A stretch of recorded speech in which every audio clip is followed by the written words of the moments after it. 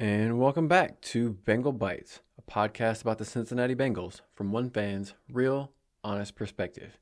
As always, I'm your host, Derek. This is episode 48. This is the Preseason Game 2 recap episode. In this episode, we're going to talk about what we were expecting to see going into this preseason game against the Bears, what we actually did see, and what were some thoughts, takeaways, and feelings after watching this game. It was a 27-3 blowout loss, but it was the Bengals backups playing against some of the Bears starters for some of the game. And we knew that going into it, so it was expected.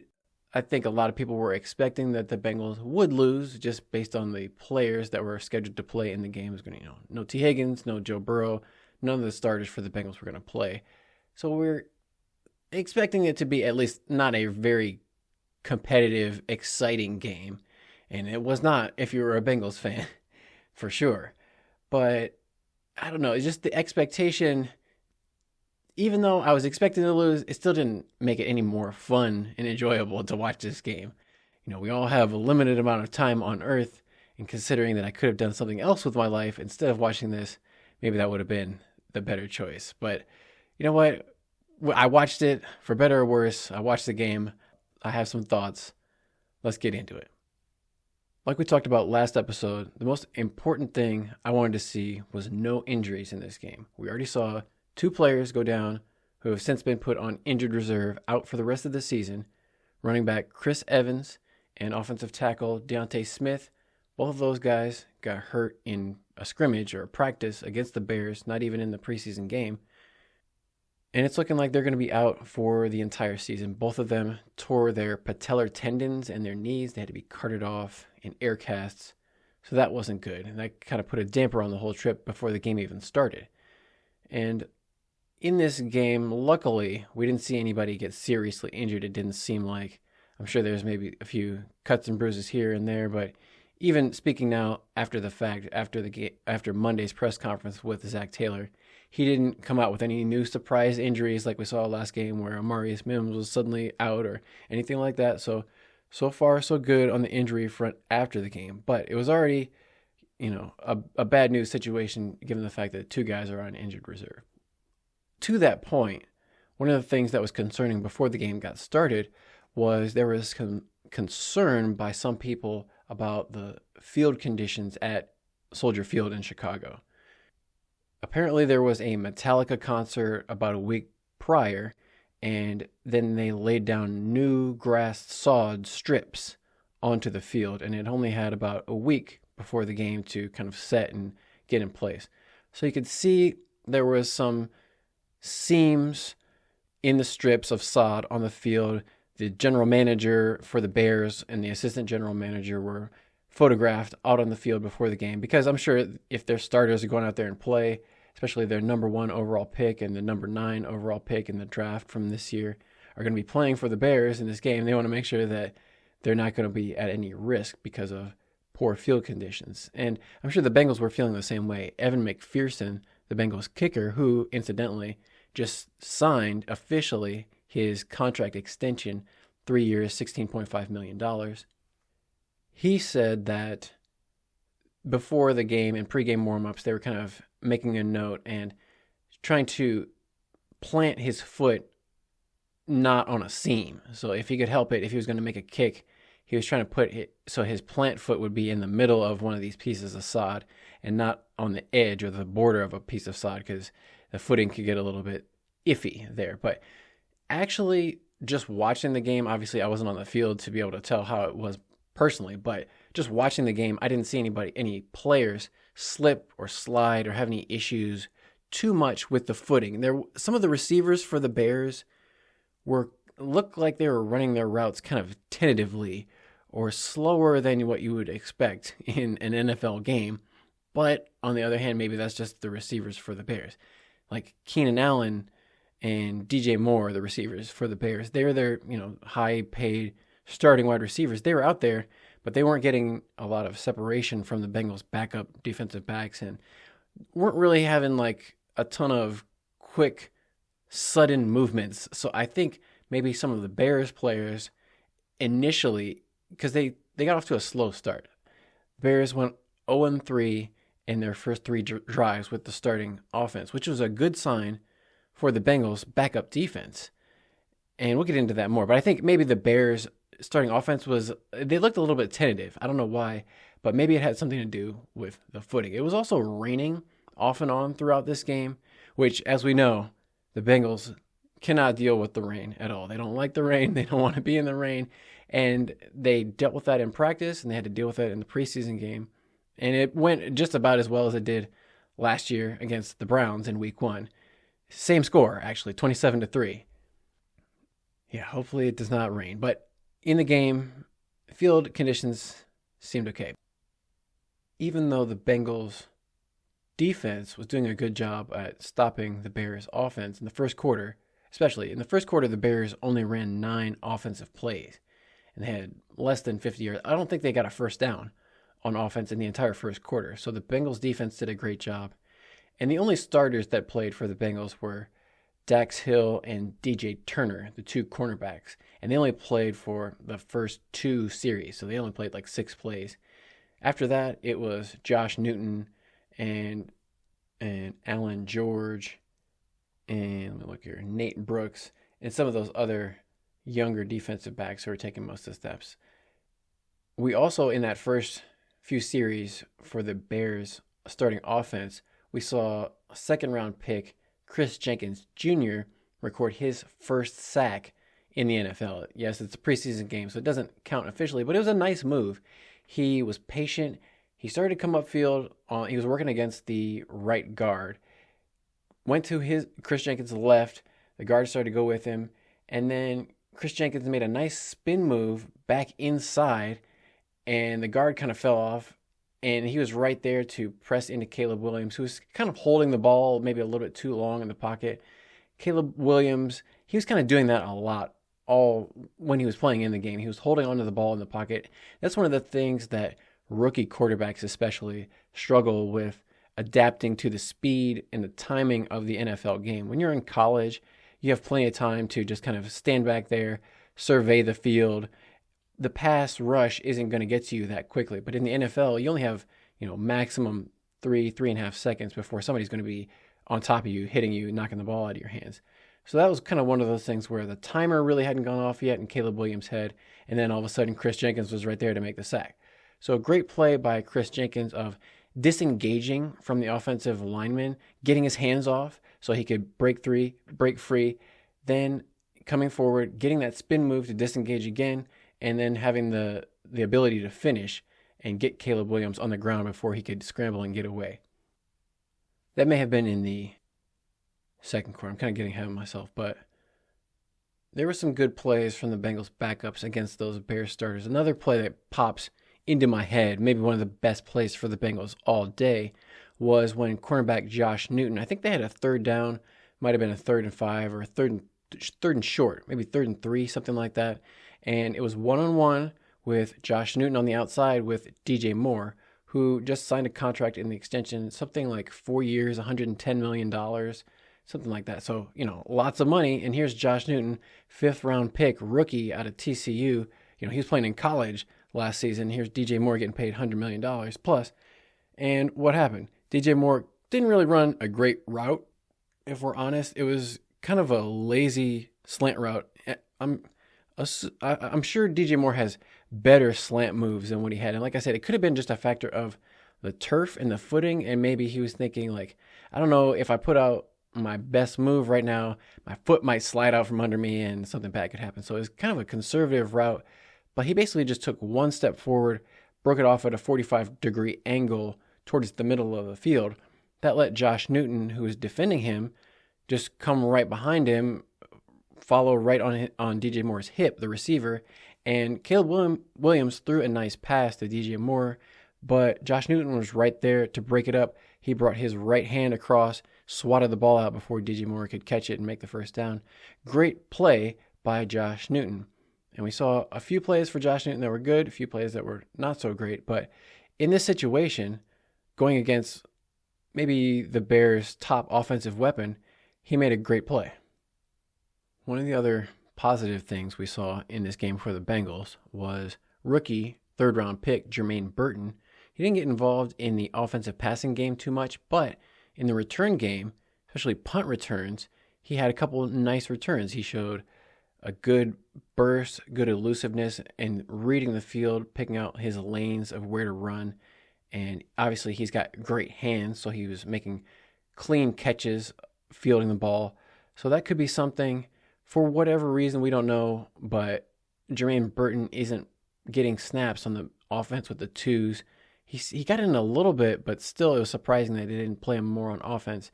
Maybe it's because they wanted to have him focus on the return game more than the offensive side, but for some reason, Jermaine Burton was focusing more on returning the ball than catching passes. He may focus on that like when the regular season comes around.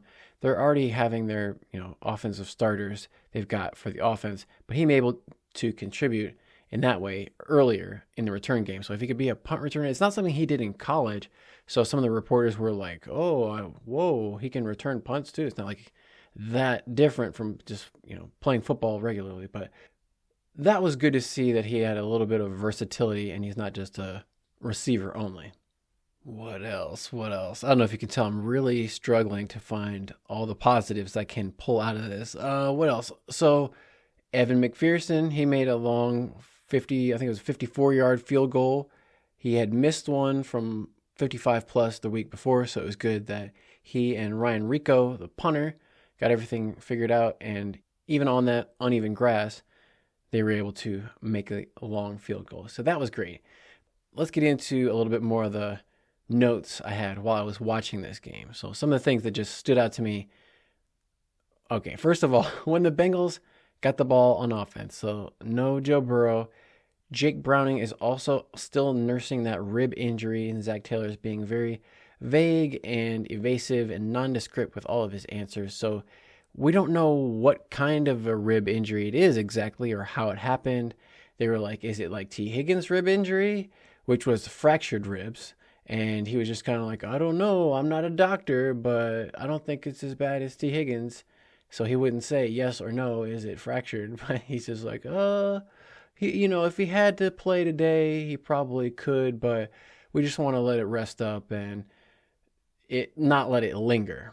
We're not seeing Jake Browning, probably not anytime this week. We may not see Jake Browning in the preseason outside of that one lackluster performance he had in game one. So we're going into this with some questions at the backup quarterback position. When the Bengals got the ball, they had Logan Woodside in there, and I think one of the first plays that the Bengals ran was a pass, and they had Cody Ford playing at right tackle since Amarius Mims is out and Trent Brown is injured. And not only that, Jackson Carman was nowhere to be found on the field at any point until the very end of this game. Jackson Carman only played 9 plays at the end of the fourth quarter. So after his horrible performance last week where he had 3 penalties, a bunch of holdings, false starts, looking completely not like a real NFL football player, they put him on the bench and they had Cody Ford at right tackle and Jackson Kirkland at left tackle. Some of you might not know we had a Jackson Carman and a Jackson Kirkland, but Jackson Kirkland looked much superior to Jackson Carman. So I'm going to take Kirkland over Carman in this battle of the Jacksons. There's only 2, no Jackson 5. What else did we see? Oh, so Cody Ford, he got bull rushed, pushed straight back into the backfield by Montez Sweat, who is like a Pro Bowl defensive end that they picked up from the Commanders in a trade last season. So he's a starter going up against the Bengals backup offensive tackle, but still, it was like Cody Ford did not put up any resistance at all, especially considering how big Cody Ford is. He looks like he's about 330 plus pounds, and Montez Sweat just bench pressed him straight into Logan Woodside, the quarterback. They had no chance on that play. And Cody Ford, he's going to have to figure out something because defenders are going to see that on tape and say, well, he can't handle a bull rush. So that's what he's going to get every play until he shows he can stop it. and it was bad. Like it happened a couple of times where he just couldn't plant his feet, couldn't get any kind of a resistance at all. He just got pushed straight backwards. Like he couldn't even get any kind of balance or any kind of defense at all. So that wasn't good. The Bengals, they were able to move the ball a little bit. I'll say for Logan Woodside on the positive side, before we get to the other part. The positive side about Logan Woodside was there were a number of times where I saw him step up in the pocket, especially on like third downs. For some reason, the Bengals were very good at picking up third down conversions, third and long. It'd be like 3rd and 10, 3rd and 5, and Logan Woodside would hit a receiver for like 15, 16, 17 yards. I think he hit Jermaine Burton, hit Kwame Lassiter for a pass and a first down. They hit Tanner Hudson. He caught a pass for a first down on a third down. So they had some good plays where Logan Woodside stepped up, made some nice decisive passes to pick up first downs on 3rd and long. So that was good. But there were also a lot of penalties that was the Bengals shooting themselves in the foot. Whenever they start to get something going on, they would pick up a penalty. And it seemed like more often than not, it was a penalty on Trey Hill. So I guess Trey Hill was taking over for the Jackson Carman role of getting tons of penalties. Trey Hill, they're getting false starts, holding. Somehow Trey Hill got ineligible man downfield on a screen pass because as an offensive lineman, if it's a pass play, you're not allowed to run downfield and start blocking people. Well, on one of the plays, it was a screen pass where the receiver catches the ball at or behind the line of scrimmage. Trey Hill, when the guy caught it, Trey Hill was already almost 10 yards down the field blocking people. It's like, that was so obvious. It's like he didn't even either know what the rules of football are, didn't know what the play is. It was confusing because it was so egregious. And the thing is, he's not a rookie. He's been in the league for 3, and this is his 4th season in the NFL. So he should know what he can and can't do. But obviously he doesn't because the holding penalty, it was an obvious hold. He just grabbed the guy and pulled him down. I've seen Trey Hill make that same holding penalty in a game before, and they called it then, and they called it in this game. And I don't understand why Trey Hill hasn't figured that out yet. It's kind of confusing. So I don't expect to see a ton of Trey Hill going forward. He's going to be right next to Jackson Carman on the sidelines for the most part. On the other side of that, though, Matt Lee, the rookie. So the reason Trey Hill was playing right guard in this game was because Matt Lee, their 7th round pick at center out of Miami, he played every snap at center. And he also got bull rushed a couple times, but he handled the bull rush a few times also, and he did overall a pretty good job. There weren't any penalties on Matt Lee that I could really see. There weren't any bad snaps, anything that I would attribute to Matt Lee as being completely terrible, which is better than Trey Hill. So I think in terms of the backup center position, I put Matt Lee over Trey Hill already. Now, I mentioned that the running back, Chris Evans, was injured in practice before this game started, and Zach Moss, their starting running back, and Chase Brown both did not play in this. So we saw a lot of Travion Williams and Elijah Collins as running backs in the first half. They did okay. Travion had like an 11-yard run. Elijah had an 11-yard catch and run. But neither one of them, I think the longest run was 11 yards. The longest pass all day was 19 yards. So the longest play that the Bengals had on offense didn't even go for more than 20 yards. It was not a great offensive performance as a team. The thing that really kind of tipped the scales in the Bears' favor, I think, was there was a play. If you just go look like NFL highlights, Bears, Bengals. The first one they'll show up is probably some Caleb Williams highlight we'll get to. But the first thing that they put up on their NFL channel was Logan Woodside. He didn't see the blitz coming off of his right side. The Bears sent a nickel cornerback blitz. For the Bengals, this would have been Mike Hilton. If you know Mike Hilton and his role in the Bengals defense, he plays in that slot and guarding the third wide receiver or whoever's playing the slot. it would be the Mike Hilton role, except for on the Bears, basically. Kyler Gordon plays that role. He came off the right edge on a late delayed blitz, and the Bengals didn't have enough people to block it. They didn't have any running backs in on that side to pick up the blitz. They didn't have any tight ends, and all the offensive linemen already had people to block one-on-one. So that is the responsibility of the quarterback. If you are the quarterback and you're holding the ball in the backfield and you don't have any blockers, it's got to be on your responsibility, because it's not his blind side. He's a right-handed quarterback, Logan Woodside, and he's looking, his body is facing to the right, and it was like it was happening in slow motion. The Bears cornerback was coming in off the right edge. Logan Woodside never even saw him, and he just got blown up right in the middle of his chest. Somehow he didn't fumble the ball. That's the only thing that surprised me, was he managed to hold on the ball, not fumble it, and only take a sack. And then he got up after that. And that's about as hard as you can get hit. And he got up, shook it off, didn't have any ill effects, was able to run the next play. They eventually punted a couple plays later after that. But Logan Woodside was taking a hit. You could say it's great that he got up after that, but it's frustrating that he never even saw that guy coming. As a quarterback, like I said, you got to have peripheral vision to be able to recognize, hey, there's an enemy color coming at me at a high rate of speed, and I need to evade this person or it's going to be bad news for me. He didn't seem to have that then. And then there was another play later in the first half, almost the exact same play, like a different player, but the Bears, same blitz Logan Woodside off the right side. He never saw it coming. This time he cocked his arm back to throw right as the guy was hitting him. The ball shot up in the air over the middle of the field. Bears intercepted it this time, and that was the end. Or no, that was the end of the Bengals drive. That wasn't the end of Logan Woodside for the day. We saw some more of him later.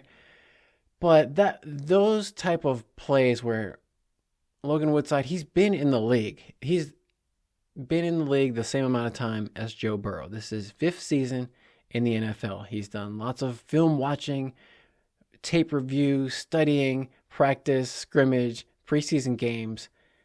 He's got to know if there's a blitzer coming off the edge and you don't have anybody blocking them, you've got to get rid of the ball, move out of the way, do something. Don't just stand there and let them totally annihilate you. So, for all the good things Logan Woodside did in this game, the fact that he couldn't see a simple blitz, and they kept doing the same. The thing that was most frustrating, and Zach Taylor said this after the game, they were like, Zach Taylor, were they throwing a bunch of crazy blitzes at you? And they did blitz him 10 times in the game, but like Zach Taylor said, it was the same blitz almost every time, and they never stopped it. The Bengals never did anything to stop them. So if you're the Bears and it's working, why wouldn't they keep doing that? I don't blame them. So it was just concerning, and it makes me wonder if they're going to have to do something about the backup quarterback position, because realistically, Logan Woodside can't win you any football games. If he has to play, they're going to lose. It's as simple as that. I don't want to be unrealistic and say he could give him a chance to. No, he could not give them any chance playing like that. They have no chance. Zero. So they either need to find somebody else, but there's so few good quarterbacks, because we saw for the Buffalo Bills, Mitch Trubisky, he was playing in their preseason game. He hurt his knee. Looks like he's going to be out. There's a bunch of other quarterbacks, backup quarterbacks who have gotten injured. And so there's not great quarterbacks sitting around as backups that they could just bring in from out of nowhere. So they may be stuck with Jake Browning and Logan Woodside as the quarterback. I don't think Logan Woodside earned a spot on the roster, let's say. He might come back on the practice squad, but I don't think he's going to make the initial 53. They might just go with 2 quarterbacks, Jake Browning and Joe Burrow. Nobody's probably going to pick up Logan Woodside as a free agent after this game. So at least they'll be able to get him back. But yeah, just not good from Logan Woodside. There's another pass. While we're staying on Logan Woodside for right now, I don't want to come back and speak anymore about Logan Woodside, so let's get this out of the way. There's another pass. So after he got blown up those 2 times, he did stay in the game and kept fighting, but I think he was a little bit traumatized by those hits. because there was another play later where they sent a blitz, and I think this time he could kind of see it a little bit. So when he went to throw the ball, he was trying to throw a deep out to the right side. His receiver on the right sideline was running like a 10-yard out route. Logan Woodside, when he went to throw it, he was late, and I think he saw the blitz coming, so he didn't really step into the throw and push off his back plant leg and drive the ball downfield. He was kind of fading away, kind of expecting to get hit when he threw it. So the ball just kind of hung up in the air. It was late. It was just kind of a floating pass, got intercepted by the Bears. The Bears ran it back to like the 30-yard line. So it was just not a good pass, not a good decision. And I think he was ready to get off the field at that point. He's like, please, coach, take me out. I don't want to be out here anymore. Getting hit by these guys.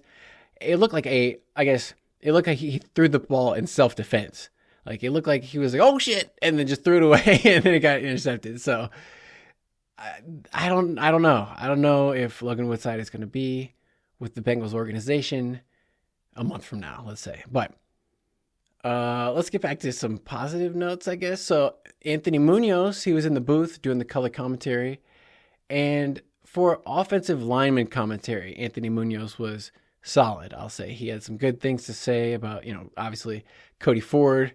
Got to be able to handle the bull rush a little bit better. He was talking about Matt Lee and Jackson Kirkland and all those guys. And so he had some good things as far as offensive line commentary that was interesting that you don't normally get, because most of the time, the people who are the analysts in these games are former quarterbacks. So I get so sick of guys like Tony Romo going on and on and on about the quarterback and Patrick Mahomes, blah, blah, blah. All they ever do is talk about what the quarterback says to do, as if nobody else is on the field. So at least Anthony Munoz has a appreciation for other people on the field. But as much as I appreciate that, and I know it's like sacrilege because, Anthony Munoz, Bengals Hall of Famer, he's like Mr. Bengal. So I think the Bengals take advantage of fans' knowledge of Anthony Munoz, and that they don't demand a better commentator, because as good as he was about the offensive lineman, he didn't really have much to say about anything else. And just compared to other preseason broadcasts from other teams, like other teams have people who have broadcast NFL games professionally, like during the regular season, for money. That's what they did as a career after the football.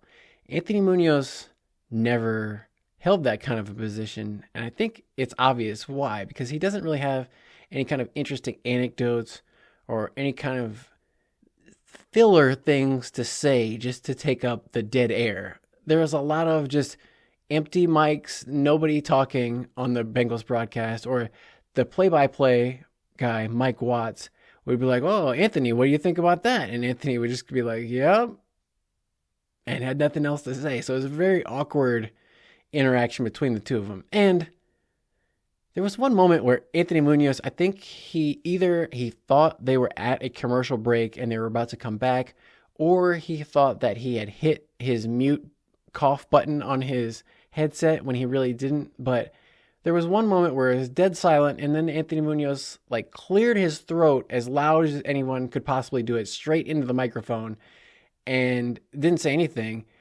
And then the guy, after a second, was like, feeling okay there?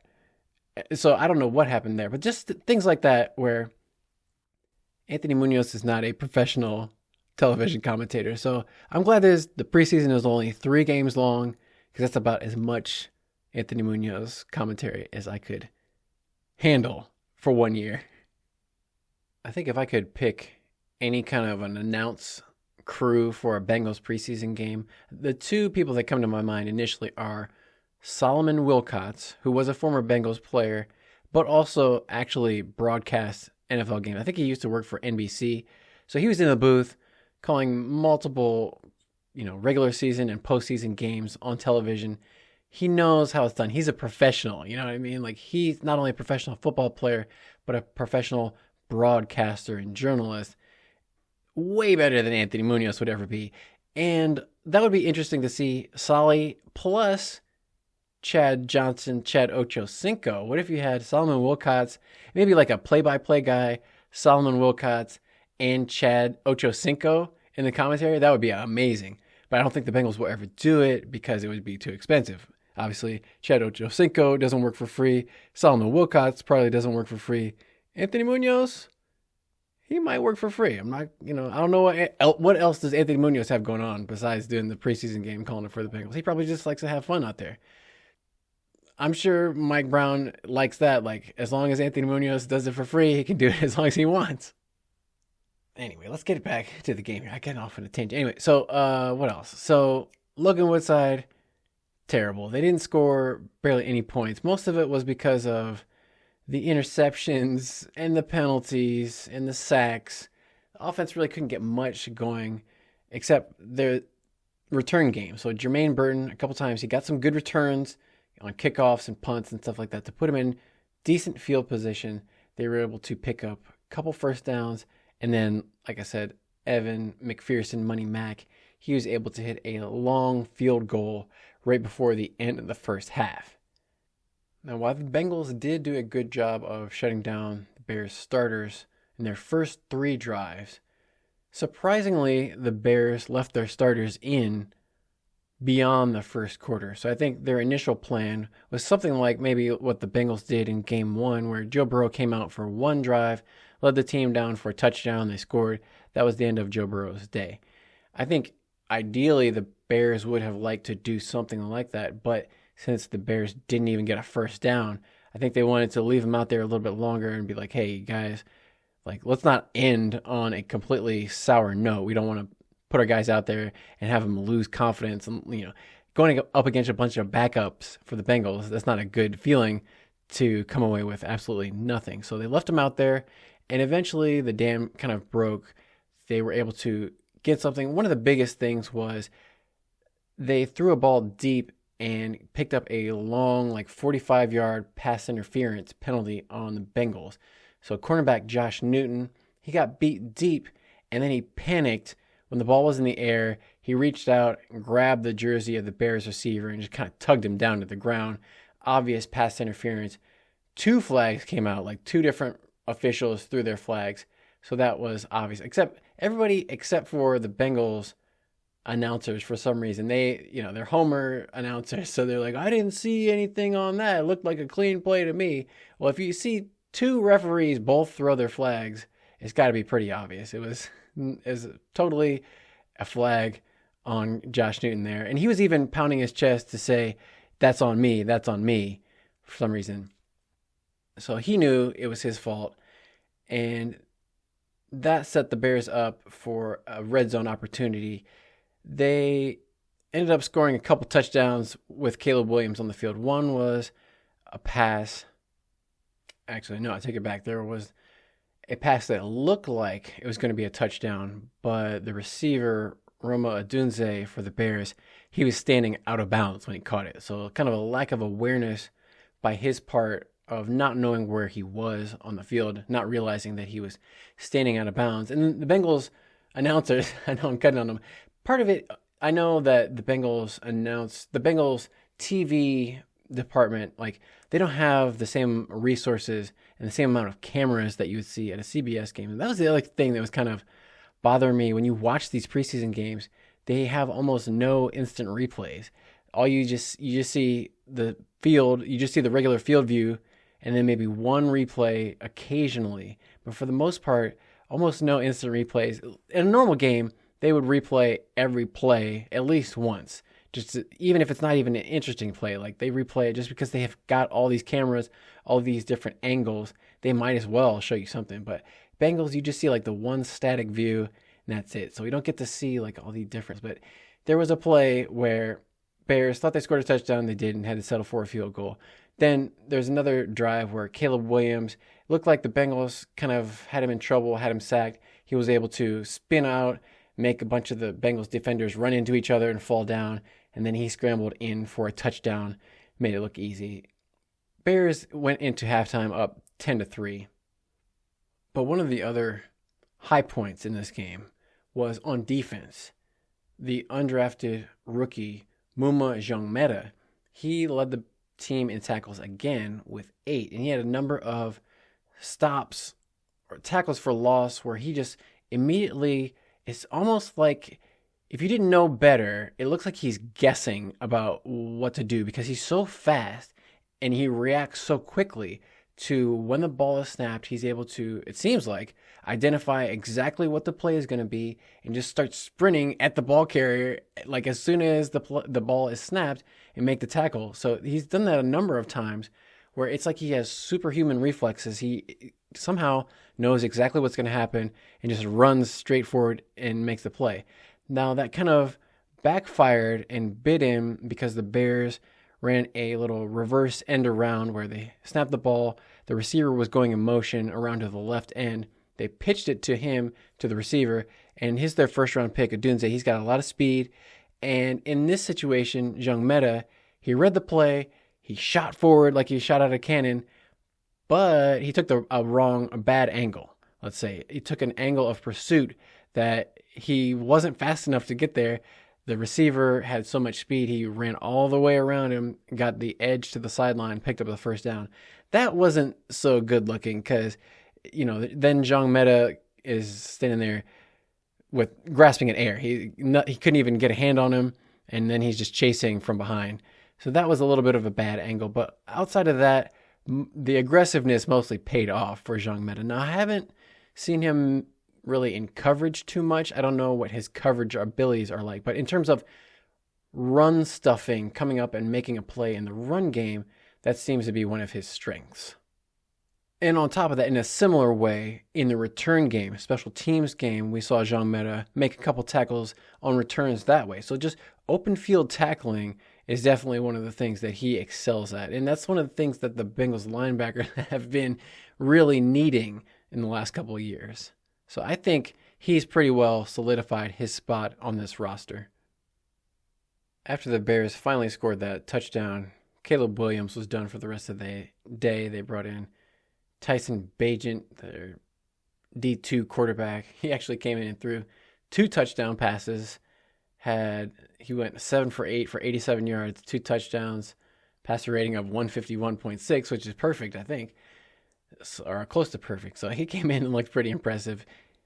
Josh Newton got beat on a couple passes. One from Caleb Williams was impressive. Everybody was talking about how it looked almost similar to that Zach Wilson quarterback, got drafted before he got drafted for the Jets in his pro day, where he was rolling to his left, throw back to the right. It was a similar situation where Caleb Williams was rolling all the way to his left outside the pocket, threw up the left sideline to Odunze, kind of just like straight over his head, dropped it in the bucket perfectly in stride. Josh Newton was right there, but he wasn't able to make on the play on the ball to break it up. So that was a big pickup. And then there was another touchdown where Josh Newton just got beat to the corner. He was, I guess, supposed to be in man-to-man, but that's a really hard route to guard, so I don't totally put it on him. But a couple rough reps for Josh Newton in that. But, it was an up and down. He had a good play against DJ Moore earlier, had a couple big plays go against him, and a pass interference play go against him. But for a cornerback in the NFL, you have to have a short memory. And good, bad, whatever happens, you got to be ready for the next play. We got to see, for the Bengals on offense, I think they mentioned in practice, Kendrick Pryor apparently fractured one of his fingers, so he was not able to play. And like I said, Jermaine Burton, for whatever reason, he didn't get to play as a wide receiver in this game very much. We got to see a lot of Kwame Lassiter, Shedrick Jackson, and we also saw Cole Burgess, wide receiver out of SUNY Cortland. He had a nice catch and run on one play, but just 2 catches for 19 yards. Not a whole lot to write home about. I guess in the second half, we also saw Noah Cain a little bit at running back. I want to also point out that the 2 rookie tight ends, Eric All and Tanner McLachlan, both got in a good amount of snaps. They both played like almost half the game. Eric All, I think, played more than 50% of the snaps. Let me check here real quick. Eric All, 36 snaps, 57% of the game. And he's the guy who just tore his ACL back in November and just got cleared maybe 2 weeks ago at this point. So he hasn't been back very long. He's already playing in a preseason game out there catching passes. That's good just to get them a little bit of experience on an NFL field, playing in an NFL game, putting on the uniform, going out there and finding out what the speed of the game, just not just physically, but mechanically in terms of the play clock, how much you get for like halftime and in between quarters, TV timeouts, all the kind of things you have to get used to as a professional, just to get the feel and the rhythm and the flow of how a professional game is going to go. Even if it doesn't matter, it's good to get those rookies out there, get them some experience. Sometime in the second half, Logan Woodside was replaced at quarterback by Rocky Lombardi, and he came in and didn't do much of anything. It was about this time in the second half where it started to rain a little bit harder also, so I can't really say I expected the Bengals to all of a sudden start throwing the ball all over the place. It was a little bit hampered by the weather, but unfortunately that also made the ball a little bit more slippery. Rocky Lombardi tried to run it on a kind of a quarterback keeper, I guess you'd call it. I think that was what the plan was, or maybe it was just a busted play, but he ended up keeping the ball and tried to run with it. And then while he was getting tackled, somebody poked the ball out. He fumbled. Bears recovered it, got it back. So Rocky Lombardi didn't really do much while he was in the game. And that was pretty much it. The Bears probably could have scored more points if they wanted to, but they just took a knee for the rest of the game, made it 27-3.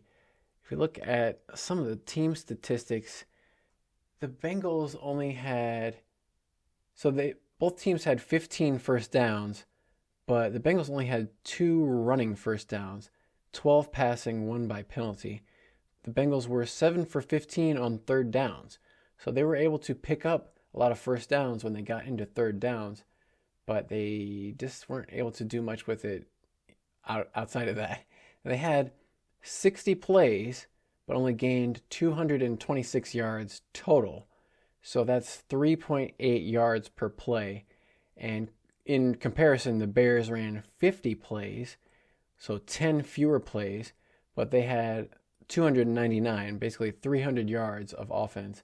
So that's 6.0 yards per play. So the Bears gained more than 2 yards per play, more than the Bengals, basically. Every play that the Bears run was gaining 2 more yards than the Bengals did over the course of the game. Obviously, that's going to add up in the Bears' favor. But just another disappointing day for the Bengals offense in general. The Bears didn't have a great day on offense either, but you're not going to win any games with 3 points, 226 yards of total offense, and no turnovers. That was the other thing, is the Bengals had 3 turnovers. They had 2 interceptions and a fumble. Bears did not commit any turnovers. The penalties were also in favor of the Bears. Bears had 4 penalties for 38 yards. Bengals had 11 penalties for 123 yards. So, wait a minute. Let me go back here. Bengals had 226 yards of offense, and they had 123 yards of penalties. So if you take the penalties out, the Bengals only gained 103 yards all day. So, yeah, you're not going to win a whole lot of games with that kind of performance. After the game, Zach Taylor didn't try to sugarcoat it, at least. He said there were some good things, but really disappointed with the offense, disappointed with the execution in general. He said didn't have anything to do with talent, didn't have anything to do with scheme.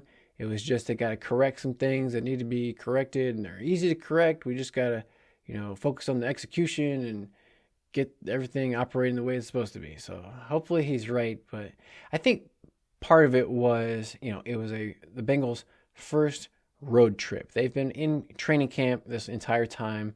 They haven't had to leave Cincinnati. They've had all their preseason games, everything going on there. So this is the first time they were kind of away from home on the road. They went into practice against the Bears. 2 of their teammates got injured and carted off on the field. So if you're thinking as a Bengals player, here I am, I'm away from home. I'm just trying to stay healthy. 2 of my teammates are already out for the rest of the season, and I could be next if I don't watch out. So they were just trying to get out of there without getting injured, I'm sure. And part of that is probably going to take away from how aggressive you are on the field. If you're trying to play to not get hurt, you're probably not going to play your best football. And I think that's kind of what we saw in this game is the Bengals didn't really look that interested in winning the game at all. They just wanted to get the game over with and go home.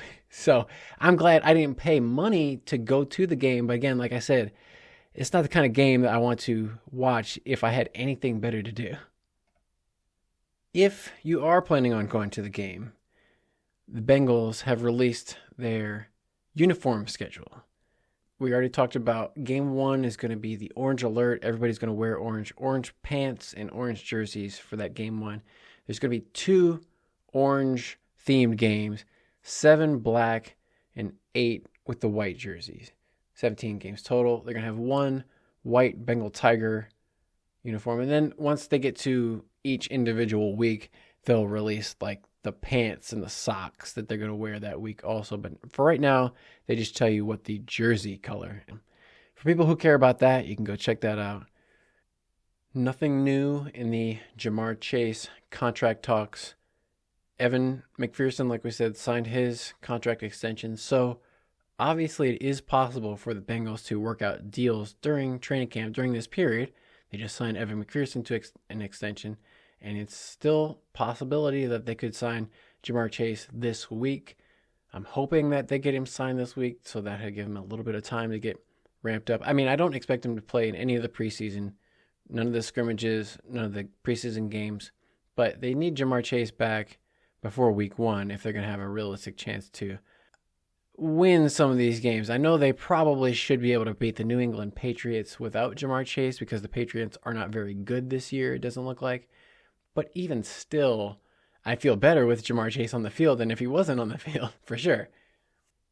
Because just in case people are forgetting what the offense is going to look like this year, if the Bengals did not have Ja'Marr Chase, that would mean that they had, obviously, Joe Burrow at quarterback, T. Higgins as their top wide receiver, and then Joe Mixon is gone. So they're going to have Zach Moss and Chase Brown as their running game. I don't think that's really... I mean, we'll see. We haven't really seen them at all in the preseason, so I can't say one way or the other how it's going to look. But I can't imagine the offense is going to be revolving around and driven by a running game that features Zach Moss and Chase Brown. And then if there's no Ja'Marr Chase out on the field, then we're going to have some combination of Mike Gesicki at tight end, and then Trenton Irwin and Andre Iosivas, and then rotating in with Jermaine Burton and Charlie Jones and somebody else. But, I mean, the offense, if you're a defensive coordinator and you don't have to play the Bengals with Ja'Marr Chase, your job suddenly got a lot more easier. Because if I was a defensive coordinator, all I would say is let's focus on shutting down T. Higgins and let these other guys beat it. Whoever these other guys are, it doesn't matter. None of these guys have ever done anything that we need to be scared about. If the Bengals don't get Ja'Marr Chase back by week 1, I would not expect them to be scoring a lot of points. There's going to be a lot of defensive battles. I know the defense is going to be improved this year, and hopefully they hold up their end of the bargain. But the Bengals offense, even when they had Ja'Marr Chase last year, they were struggling to run the ball, struggling to score a lot of points, score more points than their opponents, obviously, but just score a lot of points in general. So without Ja'Marr Chase, I don't have a lot of confidence they're going to be able to do much. They talked a lot in the offseason about how Ja'Marr Chase was going to be a focal point of the offense. They're going to have him do more, and I bet they would love that. But Ja'Marr Chase is saying, hey, well, if you want me to do all that, you guys need to pay me. I'm not going to go out there and do it for $1 million. And I don't blame him. And Chad Ochocinco, I think there was a quote going around this week where he said that he hopes that the Bengals, or he said he thinks that the Bengals and Ja'Marr Chase will sign a contract this coming week. But he doesn't know anything. But he's just saying, I think they'll sign him to a contract. But he said if they don't, Ja'Marr Chase is not going to step on the field. And I totally agree. I don't think he will, and I don't think he should step on the field until he gets that next contract. Because like I said, if you look at the wide receiver market in the NFL, top wide receivers in the league, which Ja'Marr Chase is one of, top wide receivers right now are getting paid upwards of $30 million a season, and Ja'Marr Chase is only going to make, a total of less than $5 million this season. So he's going to be vastly underpaid. He needs a raise. He wants a raise. He's eligible to get a raise. It's not like the Bengals couldn't do it or that they don't have enough money. They've got plenty of cap space. They could do it if they wanted to. So it's just a matter of how much do the Bengals want to win games versus how much they want to save money. That's the real question. And I'm going to be disappointed. I'm going to be extremely disappointed if they choose the latter option instead of trying to win games. Everybody always talks about how every season that Joe Burrow plays is the Super Bowl window. Well, this is one of those seasons. And if I'm Ja'Marr Chase, I'm thinking last year we didn't even make it to the playoffs. This year, I wouldn't say that the team got especially better on offense, maybe a little bit better on defense, and they got younger. But I wouldn't say you could clearly point to any one position or one area where the Bengals got way better. So it's not a guarantee that they're going to make it back to the playoffs, make it to the AFC Championship and the Super Bowl. It's going to be a tough road to go to get there. And like I said, if I'm Ja'Marr Chase, I have to make sure that that is all going to be worth my while. It's not worth it just because you love playing football or you want to be the best or whatever. Like, all these guys are out there trying to make as much money as possible, and going out there and risking your career for $1 million and a chance at winning the Super Bowl is not worth it for Ja'Marr Chase. So hopefully they get something done soon. Of course, we're never going to hear about it until it actually happens because Zach Taylor is buttoned up tight. He's not saying a single word about the situation. And even when they asked him about it, all he says is that, I've said everything I want to say. I'm not going to say anything else. No new information is coming out of Zach Taylor. We're just going to have to wait and find out. We're going to find out at the same time Jeff Hobson, the writer for the Bengals, finds out because he's going to be the last person to know. It's always amazing to me how Jeff Hobson, he reports, he's like, according to reports, Evan McPherson signed a new contract. It's like, Jeff, you work for the Bengals. You work in the stadium. Why do you need to give like secondhand accounts of things that are happening 10 feet away from you? I swear, one day, Jeff Hobson's going to write an article. According to reports, Jeff Hobson was fired from the Bengals. Oh, wait, what? If you want any kind of silver lining from this, as a Bengals fan, just look at the Steelers and the kind of mess they're in right now. Russell Wilson looked terrible in their preseason game with their starters. Broderick Jones, their left tackle, has given up sacks all over the place. Their center just got hurt. He tore his rotator cuff in his shoulder, so they're going to have to come in with their backup center. So the Steelers are in rough shape too, and they're in the AFC North. They're, obviously the Bengals' rival, so not everything is going great for a lot of teams in the AFC. Bills are having some injury troubles with their linebackers and a bunch of other players. A rash of injuries happening throughout the league. So like I said, the most important thing is going into this game on Thursday against the Colts and these practices against the Colts this week, no injuries. Everybody has to stay healthy, and I expect to see another game of 100% backups. No starters are going to play in this upcoming preseason game. It's going to be a lot of third-string guys who are probably never going to play another snap in the NFL, but it's going to be like, hey, here you go. One last hurrah, fellas. Get out there and show the Cincinnati crowd what you can do, and maybe earn a spot somewhere here or on some other practice squad somewhere else. So that'll be about the only interesting thing to watch for in this game coming up on Thursday night is just if somebody can just make a play or do something interesting, because we didn't see anything to even really get excited about in that Bears game. So just show me something. Just give us a reason to say we're glad we watched the game and didn't do something else. That's a high bar to set, I know, but we'll look forward to that this coming Thursday, and I'll come back after the game. At some point, we'll have a little bit of a break because there's going to be some time off between that last preseason game and when the first game starts. Who knows? Maybe we'll have some contract news to report on by then, but I'm not going to hold my breath. But before we go, I want to leave one last note here. I set up this new email address. If you've listened to the end of this, I'm sure nobody's listening by now, but if you did listen to this all the way to the end, send me an email at bengalbitespodcast@gmail.com. Again, that email address is bengalbitespodcast@gmail.com. So the name of the show, bengalbitespodcast@gmail.com. Send me your questions, comments, critiques, whatever you have to add to the show to make it better, let me know. And if it's good enough, I'll read your comment on the show. Hopefully I get some emails, but I'll post that in the show notes as well. So until next time, I'm going to leave you with a hoo day and stay hungry for more Bengal Bites.